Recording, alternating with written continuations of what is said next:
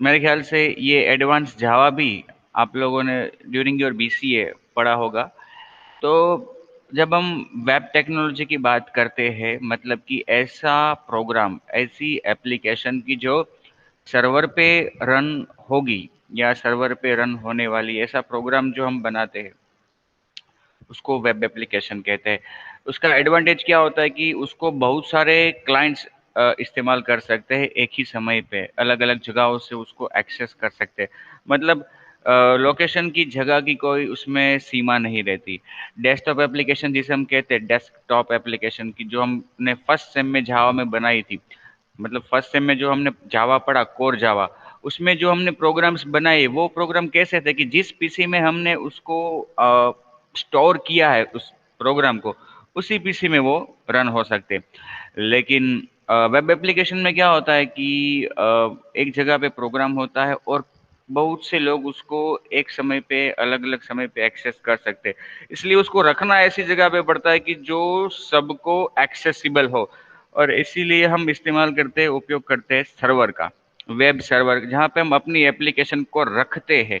तो जब हम अपनी एप्लीकेशन को इस तरह से किसी सर्वर पे रखते हैं तो उसे क्या कहा जाता है? डिप्लॉय करना। क्या कहा जाता है? डिप्लॉय करना। कि भाई हम उसको डिप्लॉय कर रहे हैं, अपनी वेब एप्लीकेशन को हम डिप्लॉय कर रहे हैं, या तो उसे होस्टिंग करना भी कहा जाता है। ओके। तो मार्केट में बहुत सारी टेक्नोलॉजीज अवेलेबल है जिसमें हम ये कर सकते हैं, वेबसाइट डेवलपमेंट या वेब एप्लीकेशन डेवलपमेंट। तो ऐसी ही टेक्नोलॉजी जावा भी है। जावा में आप, जावा के अलग अलग वर्जन्स है कि भाई जावा को आप डेस्कटॉप एप्लीकेशन के लिए भी यूज़ कर सकते हो, उसको आप वेब एप्लीकेशन के लिए भी यूज़ कर सकते हो, और जावा को आप मोबाइल के लिए भी यूज़ कर सकते हो। डेस्कटॉप के लिए जो हम यूज़ करते हैं वो जो जावा का वर्जन है उसे स्टैंडर्ड एडिशन कहते हैं, मतलब जावा 2 स्टैंडर्ड एडिशन। उसका जावा का जो वर्जन है कि जो एडवांस है, मतलब कि जो वेब के लिए सूटेड है, वो है J2EE, जावा 2 एंटरप्राइज एडिशन। और उसका जो जावा का मोबाइल डेवलपमेंट के लिए वर्जन है वो J2ME है।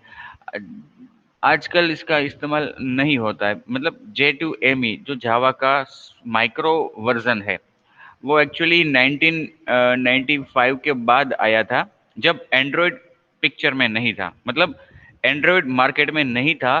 तब मोबाइल्स आ चुके थे, और मोबाइल के आ जाने से उसके क्लाइंट्स भी बढ़ने लगे थे मोबाइल्स के। तो मोबाइल में भी क्लाइंट की ऐसी रिक्वायरमेंट आने लगी कि भाई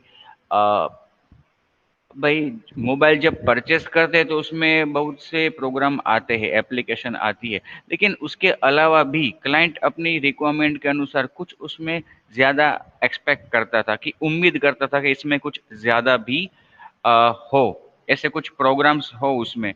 तो इस वजह से वहाँ भी डेवलपमेंट की आवश्यकता पड़ी कि भाई ऐसे प्रोग्राम्स बनाए हम कि जो मोबाइल में इंस्टॉल होके रन हो। और हर हर क्लाइंट चाहेगा अलग अलग प्रकार के प्रोग्राम्स बनाना, कुछ गेम्स है, कुछ बिजनेस रिलेटेड एप्लीकेशन है। तो अब देखो, मैं चाहूंगा अपनी बिजनेस की एप्लीकेशन को बनाना, मतलब बनवाना, किसी, सपोज कि मैं एक बिजनेसमैन हूँ, मैं किसी फर्म को चलाता हूँ, तो मैं चाहूंगा कि एक ऐसी एप्लीकेशन बनाऊं जिसमें मेरे बिजनेस का पूरा मैनेजमेंट हो सके। अब सोचो जरा कि उस एप्लीकेशन को, मेरे अंडर में 100 एम्प्लॉयज़ हैं। अब मैं चाहूँगा कि इन सभी एम्प्लॉयज़ को ये मैं एप्लीकेशन दूँ, जिससे वो सभी मेरे बिज़नेस का मैनेजमेंट अपना-अपना उसमें से अपने हिस्से का जो भी है रूटीन वो उसमें से कर सके।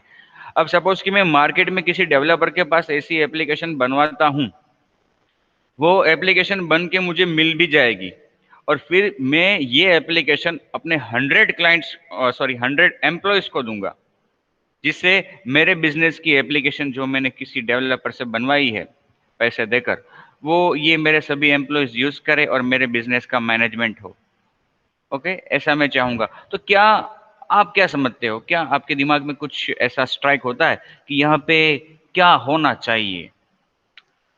इस सिनारियो में, ये जो मैंने आपको सिनारियो समझाया, एग्जाम्पल को समझाया, उसमें क्या, व्हाट शुड बी देयर, और what what might be there, या फिर what problem may be faced by the businessman और एम्प्लॉइज। कुछ आप कह सकते हो इसके बारे में? आपको ये मेरा छोटा सा एग्जाम्पल समझ में आया?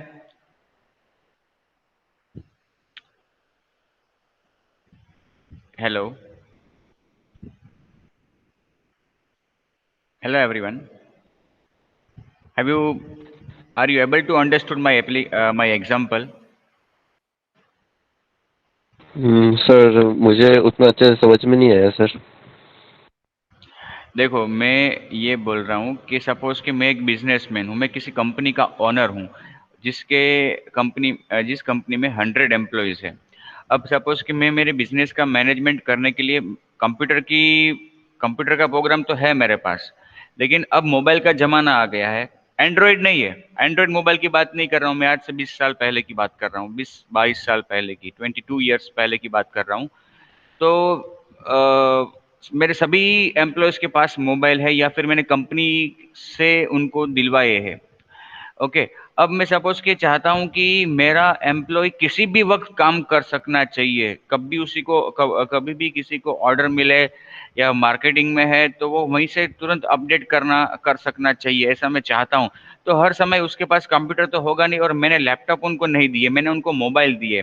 तो मैं चाहूंगा कि मैं एक एप्लीकेशन ऐसी बनाऊं कि जो रियल टाइम हो, और मैं अपने सभी एम्प्लॉयज़ को, जिनको मैंने मोबाइल दिया है, उनके मोबाइल में ये एप्लीकेशन इंस्टॉल करवा दूंगा। फिर उस एप्लीकेशन से वो मेरे बिजनेस को मैनेज कर पाएंगे, मतलब कि जो सेल्स का बंदा है वो सेल्स की कामगिरी करेगा, जो मार्केटिंग का बंदा है वो मार्केटिंग के अपडेट्स करेगा, जो वेयर हाउस से जुड़ा है बंदा वो वहाँ के अपडेट्स करता रहेगा एप्लीकेशन पे, लेकिन एप्लीकेशन सेम ही रहेगी कि जो मैं सबके मोबाइल में इंस्टॉल करवा दूंगा। ठीक है। तो मैं किसी डेवलपर के पास से उस एप्लीकेशन को पहले तो डेवलप करवाऊंगा ना, क्योंकि जब मोबाइल परचेज करते हैं हम, तो उसमें कोई ऐसी एप्लीकेशन तो नहीं आती कि जो पर्टिकुलर क्लाइंट की रिक्वायरमेंट को शूट करती हो। इसलिए मैं किसी डेवलपर के पास बनवाऊंगा ऐसी एप्लीकेशन, और जब वो एप्लीकेशन मुझे मिलेगी तो मैं अपने 100 एम्प्लॉयज को दे दूंगा कि आप अपने मोबाइल में ये इंस्टॉल कर दो और लॉग इन कर दो। आ रहा है समझ में रूपेश? Yes sir. हाँ सर। तो अब यहाँ पे क्या प्रॉब्लम हो सकती है? 22 साल पहले की बात है, सोचो। तब उनके पास मोबाइल होंगे छोटे, कलरिंग डिवाइस होंगे मल्टीमीडिया वाले, एंड्रॉयड फोन नहीं है। तो छोटी मोटी एरर्स सर आती कॉस्ट रहेगी, बढ़ जाए। जी। छोटी मोटी एरर्स आती रहेगी बीच बीच में। देखो, वो डेवलपर प्रोफेशनल डेवलपर है जिससे मैंने ये एप्लीकेशन डेवलप करवाई है। ओके। और उसने पूरा टेस्टिंग करके ही मुझे दी है, तो यहाँ पे एरर की संभावनाएं बहुत कम हो जाती है। Yes sir. ओके। सर 22 साल पहले इंटरनेट का उतना चलन नहीं था तो कॉस्ट बढ़ जाता है अगर कॉस्ट हर की एक फोन प्रॉब्लम में नहीं अगर है, इंटरनेट कनेक्ट। कॉस्ट की प्रॉब्लम नहीं है, मुझे वो अफोर्डेबल है, इसलिए तो मैंने ही खुद ने मोबाइल सबको दिलवाए, और एप्लीकेशन तो मैं ही बनवा रहा हूँ। सभी एम्प्लॉयज़ को मैंने मोबाइल दिलवाया है, इतना प्रॉब्लम नहीं है, कॉस्ट का प्रॉब्लम नहीं है। टेक्निकली मैं think don't think from A view point of businessman और मैनेजर। आप टेक्निकल पर्सन के नजरिए से सोचो कि यहाँ पे क्या क्या परिस्थिति हो सकती है। 100 एम्प्लॉयज मेरे, 100 के पास अलग अलग मोबाइल्स है।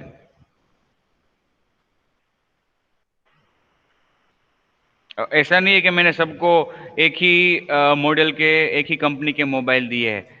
सर तो किसी फोन में सपोर्ट करती है यस, एप्लीकेशन, यस, किसी में ना करती है। Very good answer. देखो यहाँ पे क्या होगा, पांच पांच एम्प्लॉय के पास सोनी का फोन है, पांच के पास मोटोरोला का है, पांच के पास नोकिया का है, पांच के पास सैमसंग का है, पांच के पास कोई और कंपनी का है। सभी के पास अलग अलग कंपनी के मोबाइल्स, और हर कंपनी का मोबाइल अपना खुद का, उसका आर्किटेक्चर, उसका प्लेटफॉर्म होता है।